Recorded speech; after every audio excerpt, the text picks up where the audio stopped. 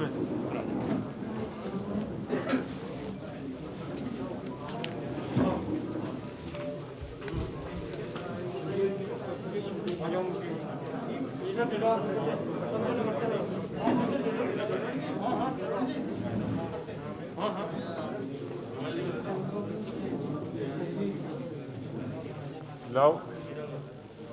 शुभ मुहूर्त में काम कर देते हैं।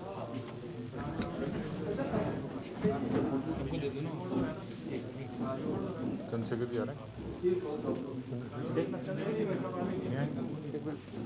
कोई लेटर ठीक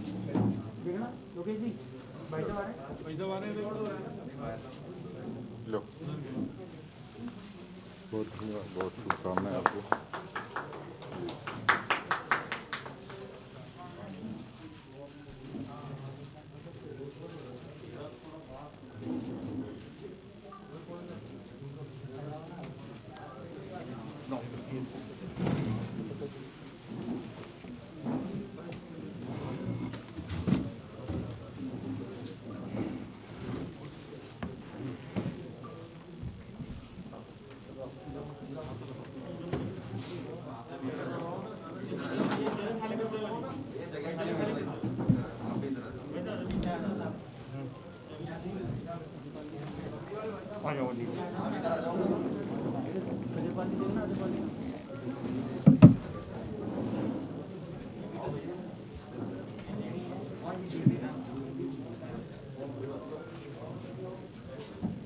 नमस्कार मित्रों,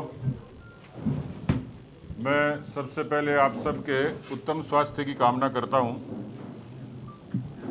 और अभी भी कोरोना के संक्रमण का खतरा कम नहीं हुआ है, इसलिए मास्क लगाएं, सोशल डिस्टेंसिंग रखें जो अभी नहीं है।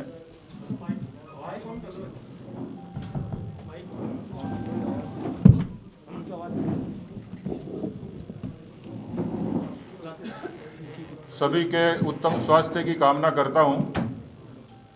कोरोना का संक्रमण अभी कम हुआ नहीं है, इसलिए ज़रूरी सावधानियां आप लोग रखें, ये निवेदन करता हूं।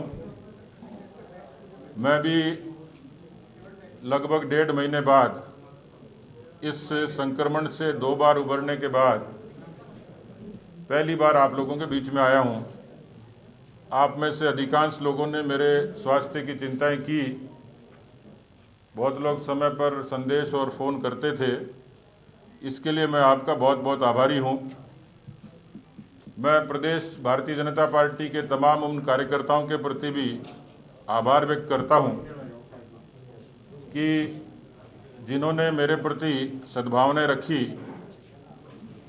अभी भी हालांकि चिकित्सकों ने मुझे ज़रूरी सावधानी बरतने के लिए कहा है, तो कोशिश करूंगा कि उसी मर्यादा में पार्टी की जिम्मेवारियों का निर्वहन करूं। आज 2-3 महत्वपूर्ण मसले हैं जिसके बारे में आपसे रूबरू होना था। हमारे विचार परिवार संगठन के बहुत ही पुराने, जिन्होंने आपातकाल में संघर्ष किया और राजस्थान की राजनीति में जिनको एक अच्छे पार्लियामेंटेरियन के नाते जाना जाता है, ऐसे हमारे परिवार के सदस्य आदरणीय घनश्याम तिवाड़ी जी, वो आज भारतीय जनता पार्टी में वापसी कर रहे हैं।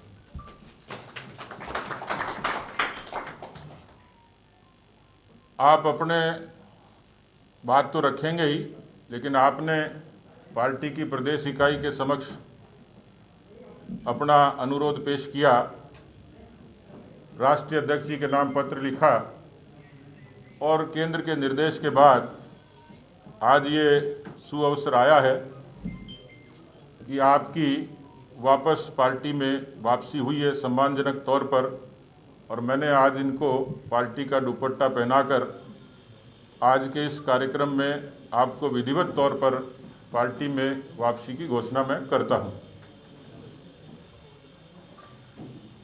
अभी बातें तो बहुत हैं। सरकार के 17 तारीख को 2 साल पूरे हो जाएंगे। मेरे ख्याल से राजस्थान के इतिहास में इतनी अराजक, अकर्मण्य, भ्रष्ट, नकारा, निकम्मी सरकार नहीं हो सकती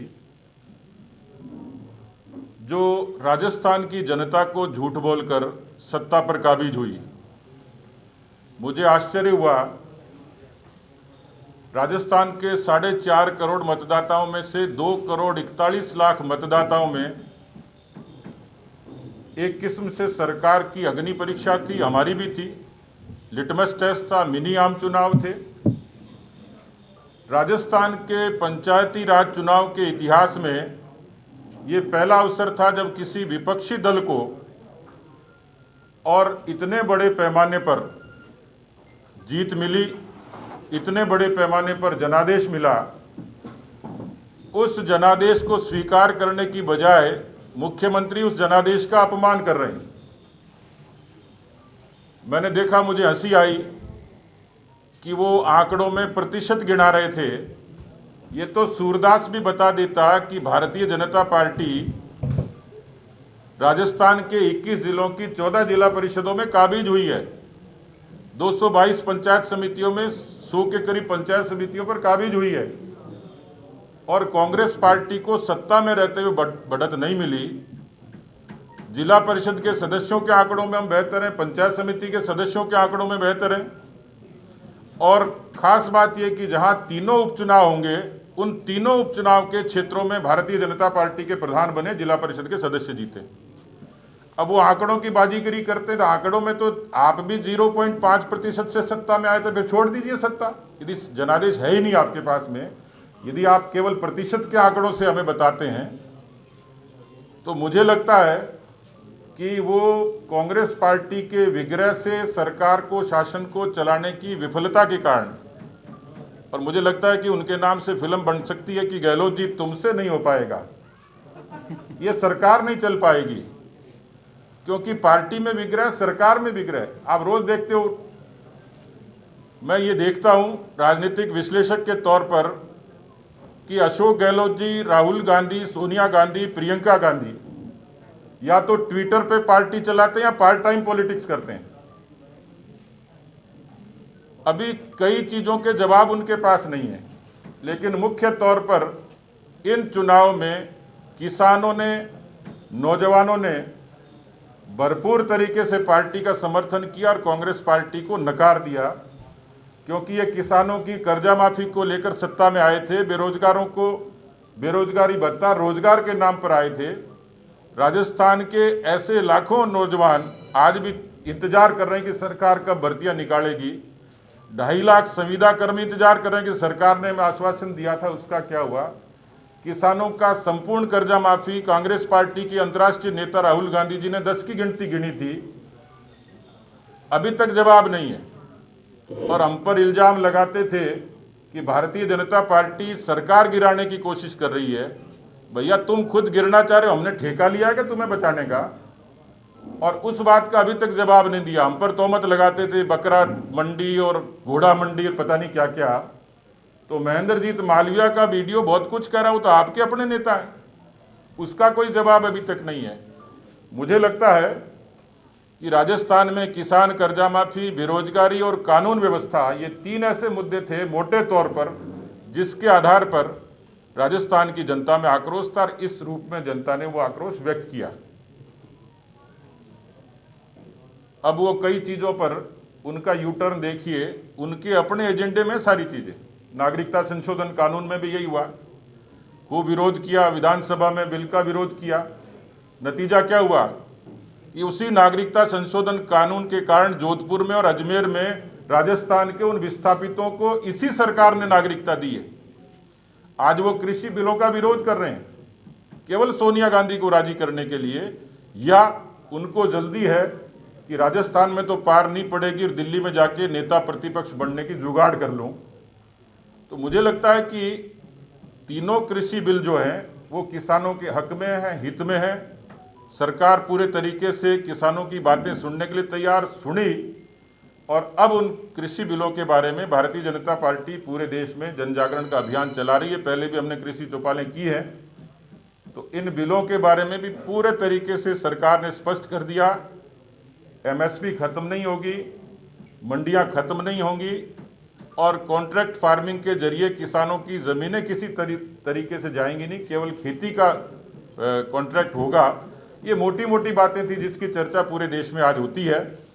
मुझे लगता है कि इन चुनाव से कांग्रेस पार्टी की जो रही सही कसर थी वो पूरी हो गई। ये आगाज है, अब आप समझते हैं कि अंजाम कैसा होगा। जिस दम्भ और अभिमान के साथ ये 2 साल इन्होंने सत्ता चलाई और उसका नतीजा पंचायती राज चुनाव में परिसीमन में कितनी गड़बड़ियां करी, किस तरीके से सरकारी मशीनरी का दुरुपयोग किया। इनके बड़े बड़े नेता अपने अपने किलों में हार गए और उसकी खींच मिटाने के लिए जोड़ तोड़ करने की कोशिश की, उसमें भी बहुत सफल नहीं हुए। लक्ष्मणगढ़ में पीसीसी चीफ के वहाँ बहुमत हमारा था, लेकिन हमारे एक सदस्य को वोटिंग से वंचित किया गया।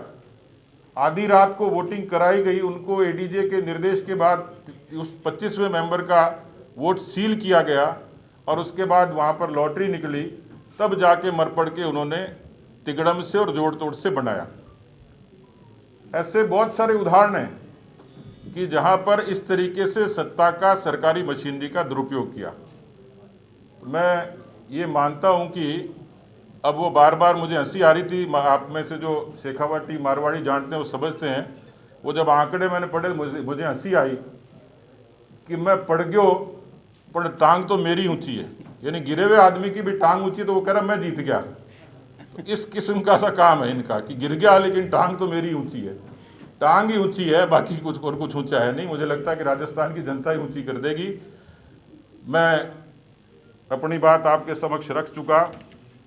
आपकी तरफ से कोई सवाल होंगे उनकी चर्चा हम लोग करेंगे, उसके बाद माननीय घनश्याम जी आपसे रूबरू होंगे।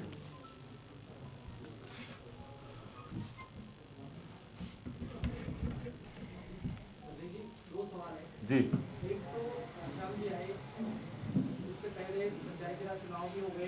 पंचायती राज चुनाव में सब जगह परिवारवाद को बढ़ावा देने को देखने को मिल रहा है, कांग्रेस में भी। और आपकी पार्टी के पराड़ा तो अजमेर में अलग ही हो गए, पत्नी को जिला प्रमुख बनाने के लिए। आपके भी परिवार के सदस्य चुनाव जीते हैं राजगढ़ से, क्या उनको भी कोई पद मिला है? देखिए, मैं आज पार्टी का अध्यक्ष हूं और कई बार राजनीति में स्थानीय तौर पर वहाँ की यूनिट फैसला करती है टिकट किसको देना किसको नहीं देना।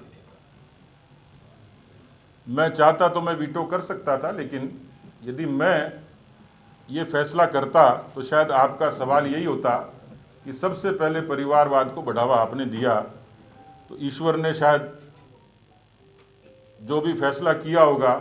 लेकिन मैं आज अभिमान के साथ कह सकता हूं कि मेरी सगी भाभी वहाँ पंचायत समिति का चुनाव जीती, प्रधान की दावेदार थी, लेकिन मैंने वहाँ की यूनिट पर छोड़ा, उन्होंने फैसला कोई और किया, मुझे उस पर कोई एतराज़ नहीं है। राजनीति में मेरे व्यक्तिगत उसूल है, उस पर मैं कायम हूँ। दूसरा सवाल ये है कि घनश्याम जी को आज वापस लाए हो, तो कई जगह ये चर्चा है कि वसुंधरा विरोधी धड़े को एकजुट किया जाए। देखिए, मुझे लगता है कि भारतीय जनता पार्टी में हम लोग परिवार की तरह काम करते हैं और घनश्याम जी का पार्टी में वापसी ये कोई अपवाद नहीं है। देश में कई परिस्थितियों के कारण कई बार परिवार के लोग अलग होते हैं। मैं बहुत ज़्यादा बड़े नाम लूँ तो हमारे यहाँ उमा भारती जी, कल्याण सिंह जी, बाबूलाल मरांडी जी, ये बड़े कद के लोग थे जो किसी न किसी परिस्थितिवश पार्टी से अलग हुए और बाद में उन्होंने पार्टी के प्रति निष्ठा व्यक्त की और वो हमारे साथ आए।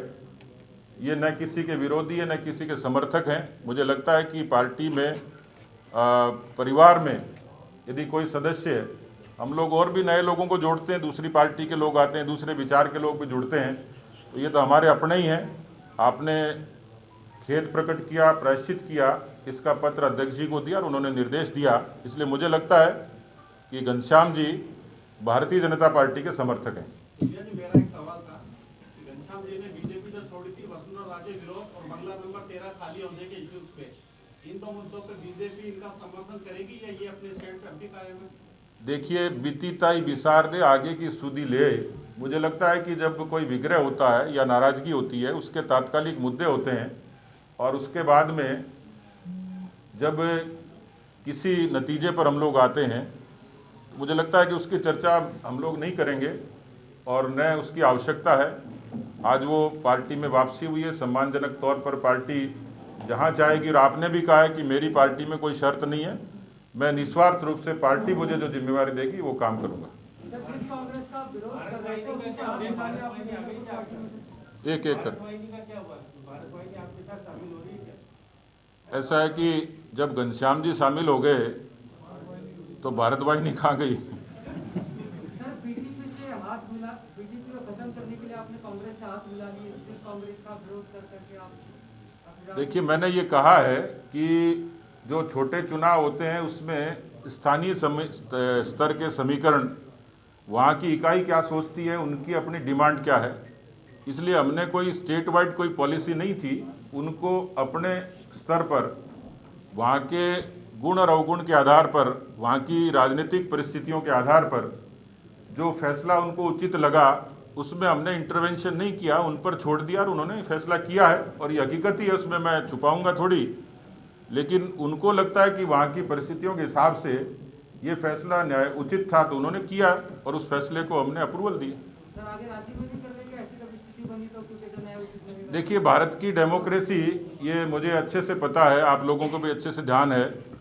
और मैं और आपको बताता हूँ कि भारतीय जनता पार्टी के उम्मीदवार को डूंगरगढ़ में कम्युनिस्ट पार्टी के लोगों ने कास्ट किया।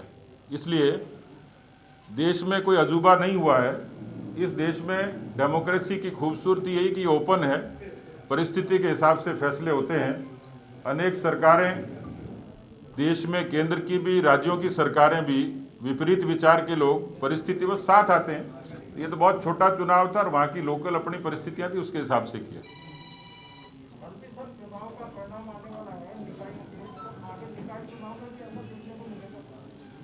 देखिए, निकाय, जैसे मैंने कहा कि ग्रास रूट के चुनाव में लोग, बहुत सारे लोग इंडिपेंडेंट लड़ते हैं और इसमें दल बदल का कानून नहीं है, सहूलियत है। कई बार हमारे लोग भी चले जाते हैं, उनके लोग भी आ जाते हैं, और ये हुआ ही है। इसलिए मुझे लगता है कि निकाय के चुनाव में भी कई जगह बड़ी संख्या में निर्दलीय भी जीतते हैं, जिनकी पृष्ठभूमि अलग अलग विचारों की होती है, लेकिन वो परिस्थिति के हिसाब से जुड़ते हैं और घटते हैं।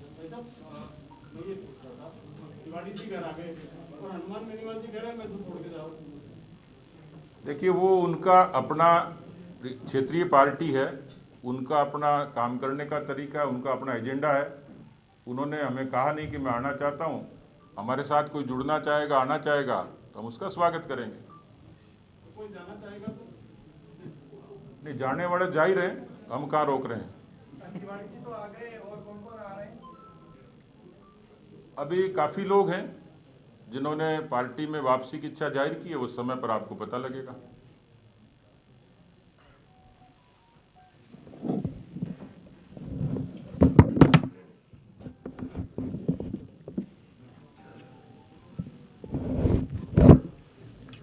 बहुत बहुत आप सबका स्वागत है और धन्यवाद है। बहुत दिनों बाद आज मुझे इस मंच से बोलने का अवसर प्राप्त हो रहा है। इसके लिए मैं राजस्थान भारतीय जनता पार्टी के ऊर्जावान अध्यक्ष श्री सतीश जी पूनिया को और मंचस्थ सभी पदाधिकारियों को बहुत बहुत धन्यवाद देता हूं। साथ ही केंद्रीय पार्टी को, जिन्होंने मेरे पत्र के आधार पर और वापस पार्टी में लेने का निर्देश प्रदान किया, उनके प्रति भी मैं आभार प्रकट करता हूं। मित्रों, दो बात बहुत साफ है। मैं जन्म से भारतीय जनता पार्टी के जन्म के साथ ही भारतीय जनता पार्टी में हूं। उसके पहले जनसंघ में था, उसके पहले मैं संघ का स्वयंसेवक जन्म से हुई हूं। तो मेरी विचारधारा पूर्ण रूप से भारतीय जनता पार्टी के एक एक रग रग में मेरे समाई हुई है। इसलिए मैं न तो भारतीय जनता पार्टी के बाहर था, न अंदर हूँ। मैं पहले भी भारतीय जनता पार्टी में था, बीच में 2 साल भी मन से भारतीय जनता पार्टी में था, और अब मुझे भारतीय जनता पार्टी में शामिल किया। इसके लिए मैं आभार प्रकट करना चाहता हूँ।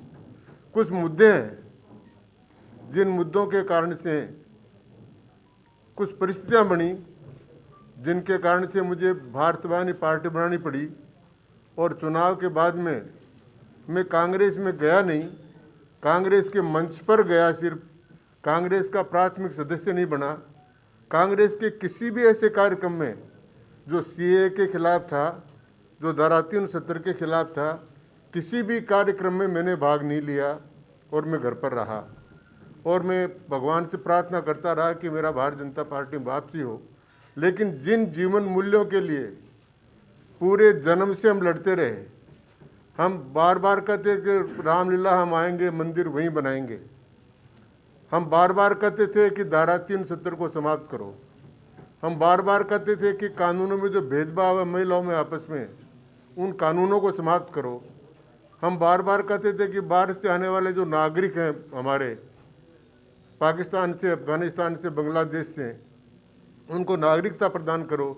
तो पूरी पार्टी जिस ढांचे पर खड़ी हुई और पूरे जीवन भर जिन सिद्धांतों के लिए लड़ते रहे, उस सिद्धांतों को वास्तविक स्वरूप में कागज़ पर उतारा और लागू किया।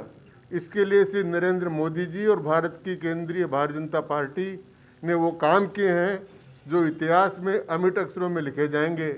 उसके बाद में भारतीय जनता पार्टी से बाहर रहना मेरी एक छटपटाहट थी, मैं बाहर नहीं रह सकता था। इसलिए हमारे जीवन की सारी जो तमन्नाएँ थी, वो तमन्नाएँ हमारी पूरी हुई, और उन तमन्नाओं को पूरी होने के कारण से मैंने अध्यक्ष जी से आग्रह किया। अध्यक्ष जी ने केंद्रीय नेतृत्व से किया, और केंद्रीय नेतृत्व और राजस्थान की इकाई दोनों को मैं बहुत बहुत धन्यवाद देना चाहता हूँ। और ये मेरा घर वापसी नहीं, मैं घर में ही हूँ, घर में ही था और घर में ही रहूँगा। बहुत बहुत धन्यवाद। सवाल है, आप अभी 73 साल के हैं, 2 साल बाद में आप 75 के हो जाएंगे।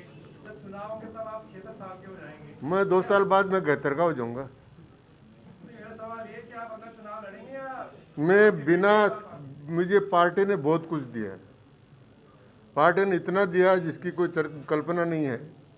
इसलिए चुनाव लड़ना नहीं लड़ना, कौन सा काम करना, क्या काम करना, ये अध्यक्ष जी पर निर्भर है। जो ये कहेंगे वो ही काम करेंगे। चुनाव बहुत लड़ लिए हैं, चुनाव लड़ाने के बाद नहीं, लेकिन चुनाव लड़ाने का और राजस्थान में सरकार बनवाने का जरूर मन है। क्या आपके परिवार की अगली पीढ़ी राजस्थान बीजेपी से चुनाव लड़ना चाहती है? अध्यक्ष जी ने तो परिवारवाद को नहीं बढ़ाया, लेकिन क्या आपकी ऐसी कोई मंशा है कि आपके परिवार का कोई व्यक्ति चुनाव लड़े?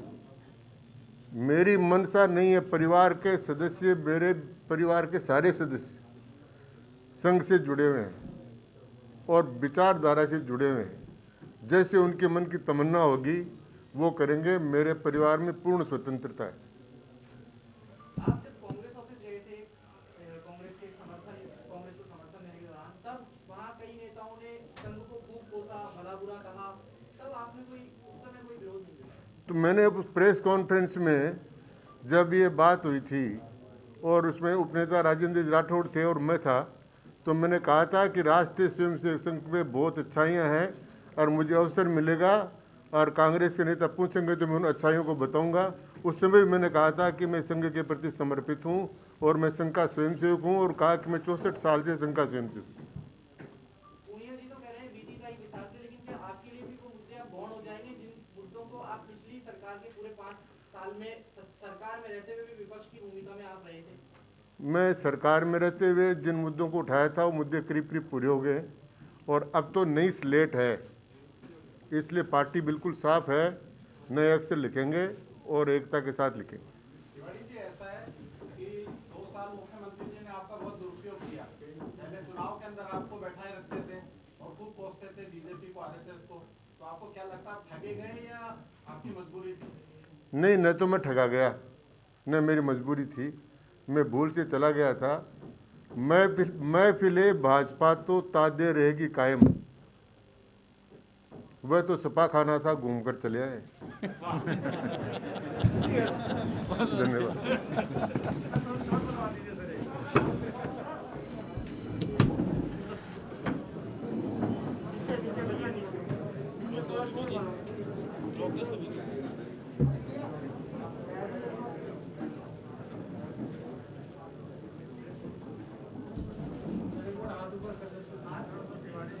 हाथ ऊपर करें। हाथ ऊपर। आप पंचायती राज में जीते हैं भाई।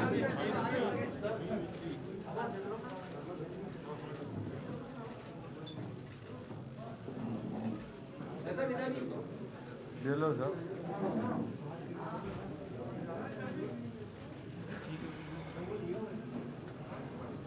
नमस्ते भैया।